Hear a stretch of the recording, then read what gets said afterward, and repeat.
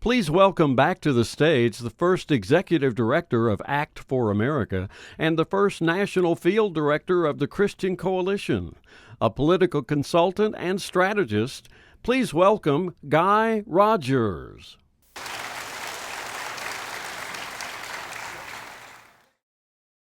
Isn't this an amazing conference? And I've been to a lot of them, and I've been part of a lot of them. I don't know if you've noticed the theme of the conference, rebuilding the foundations of the church, the family, and government. That's been what's been running through this, and you're going to see more yet this morning. You know, when I travel the country or I talk to people around the country, one of the questions I frequently get is an exasperated question that says something like, how did we get to where we are today? I mean, 35 years ago, who would have ever used the phrase same-sex marriage? How did we get here? Now, there's a lot of ways we can answer that question. Let me share with you by way of anecdote a very good example. When I was a public school teacher, this would have been about 1980, 81, I had, most of my colleagues were, let's just say they weren't Christians. And one in particular was a very irreverent, loved to poke fun at Christianity.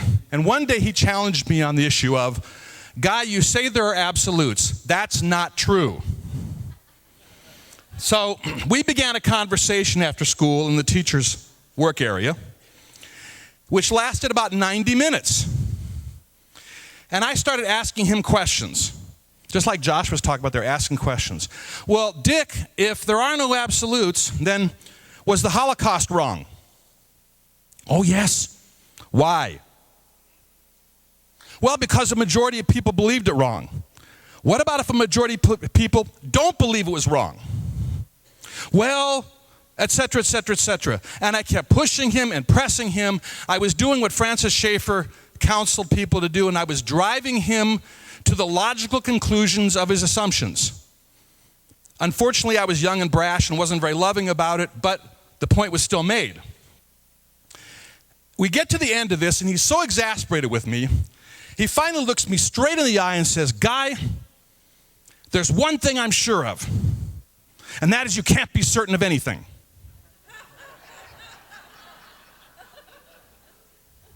This is a man teaching our high school students.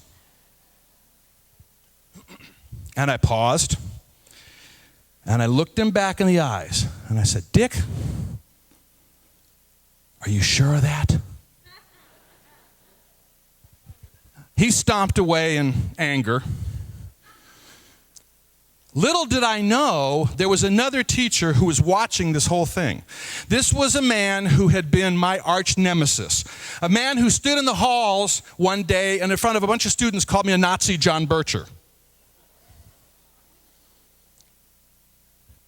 8 months later, that man got saved.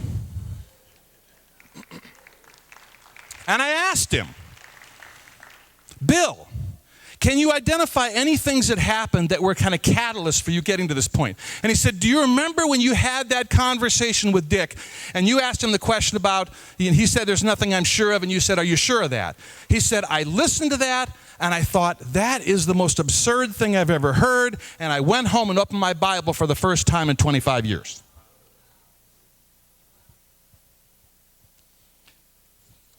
My department head did one better. He came in one day and said to me, Guy, it's wrong for you to tell students what's wrong.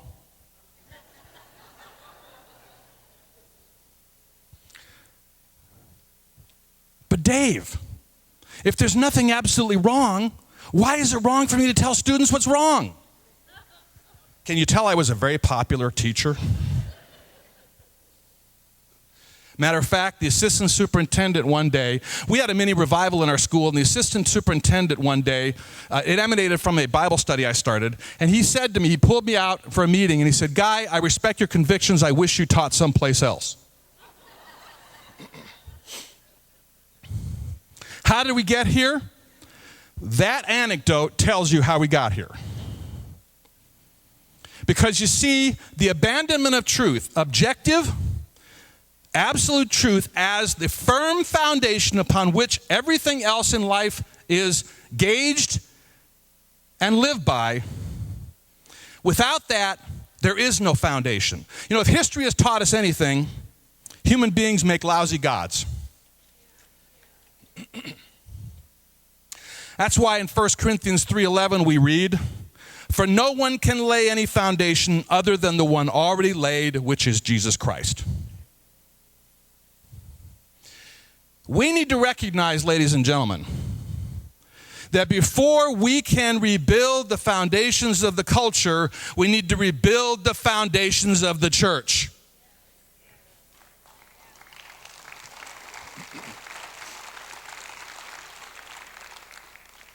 Any of you remember the Pogo comic strip? There was that famous line from the one character, and he said, "We have met the enemy, and he is us." I said last night, if America had had 5 or 10,000 pastors, some of whom are not just Paul Blair, but others in this community, but like Paul Blair and others like him over the last 30 or 40 years, I think America would be in a different place today.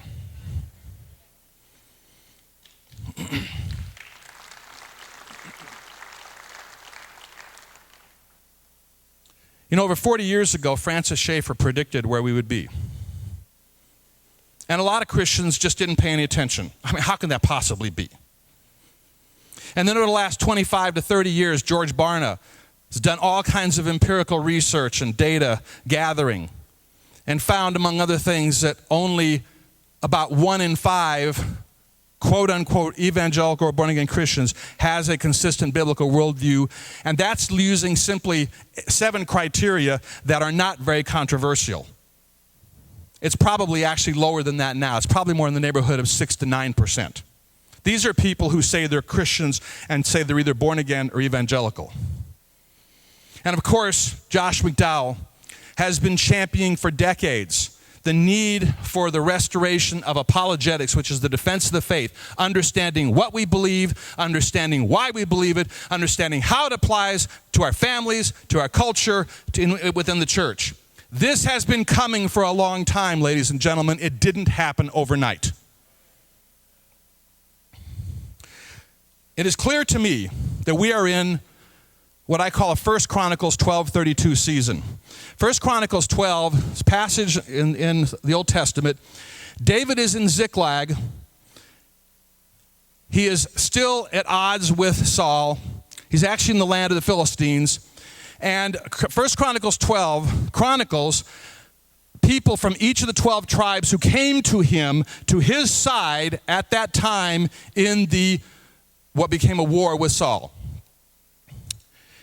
And in the 32nd verse, we see mentioned the tribe of Issachar. Issachar didn't get much play in the Old Testament compared to like the tribe of Judah.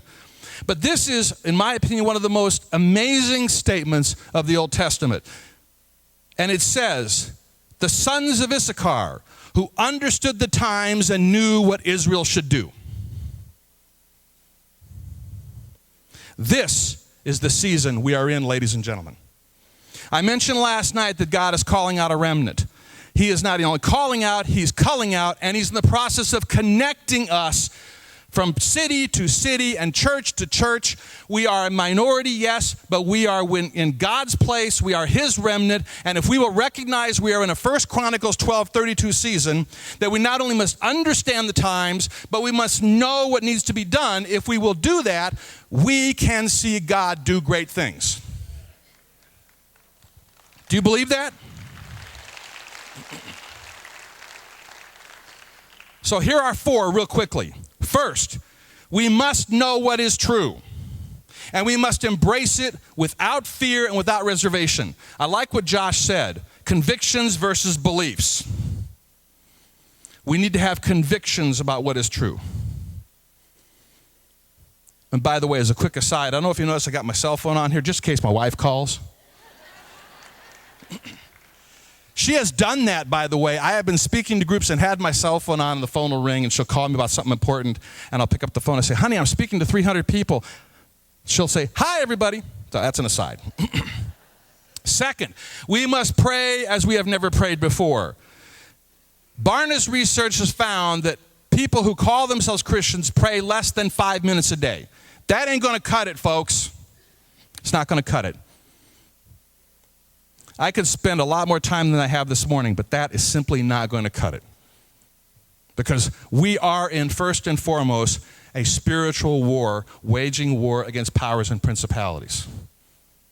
And it is evil, and it is deceptive, and it is overwhelming our culture. Third, we must trust God that He will in fact act through His remnant.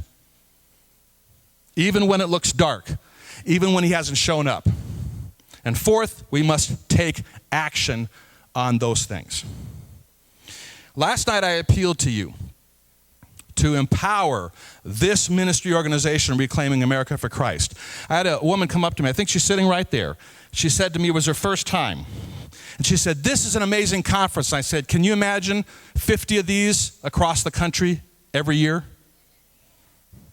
Creating from this pockets, groups, chapters of people who are being missionaries back into their own churches, who are rebuilding the foundations of their churches with truth, and who are then emanating out to their local culture. It won't happen overnight, it won't change overnight, but we will see God work if we do these things. But He's not going to do it without us. He's waiting on us. You can't do everything that we are doing up here, and we can't do everything that you can do. But one thing we all can do is give of our treasure. I get the honor, both last night and today, to appeal to you to give of your treasure. Now, there are people who feel very reluctant to do that. I don't. I had a man tell me years ago, he said, Guy, if you are appealing to people on the basis of what you passionately believe in, the convictions of walking with God, and you are saying to them, we need you to help us in this endeavor, you're not doing something to them, you're doing something for them. You're giving them an opportunity to join with you and partner with you in the work of God. He doesn't need our money, but He has set up the way He does things of us partnering with Him. That's what He's done, because the fact of the matter is simply this. You can know the state of your spirituality in one area as much as any other, and that is how you deal with your finances. You know, the Bible talks about finances all the time. There's a reason. And I'm not here to lay a guilt trip on you. I'm here to appeal to you. You are the remnant, ladies and gentlemen. If not us, then who? And you can help this ministry grow not only throughout Oklahoma and the things we're doing here, but throughout the rest of the country. It is a great opportunity. It is a great privilege. And you will be able to say to your children and grandchildren in the next few years, when the times were getting dark, look what God did, because His remnant was faithful. Now, many of you gave last night, and if you did, I thank you. And if you want to give again today, please do. There's nothing that says you can't give twice. If you didn't, I would ask you to rethink that. You've seen a lot since I asked last night. You saw Chris Ann Hall last night. You've seen Everett Piper this morning. You saw Josh McDowell. You're going to see Chris Ann Hall again. This is your opportunity to partner in this. There should be. Now, we had a problem this morning. There were so many people that came last night, we ran out of cards. That's a good problem to have. The crowd was estimated at almost 1,500. Wow. Biggest ever, Paul told me. Biggest ever. So we kind of scattered additional cards and envelopes around, but if you would pick those up, and if you don't have one near you, if you'd find one, and take that card and do just like I asked last night, and fill it out, and it has the options on there, monthly giving, and if you signed up for 12 months of giving a year ago, and you want to renew that, please do, and then slip that in the envelope. If you put a check in there, make it out to Reclaiming America for Christ, put that in the envelope. And then what's going to happen here in a moment, we're going to ask the ushers to come down, and they're going to go and do just like what you were used to in church, take an offering. And we just ask you to give as the Lord leads and give as best you can.